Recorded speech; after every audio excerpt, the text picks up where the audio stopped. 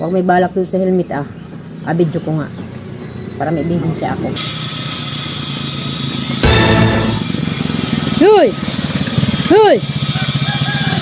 Bakit kinuha mo yung helmet? Sabi ko na nga eh. May bala ka sa helmet na yan eh.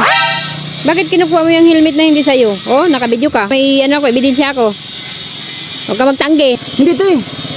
Anong hindi? Nakita kita kuya. Ayan o, binidyoan kita o. Naka-live ka o.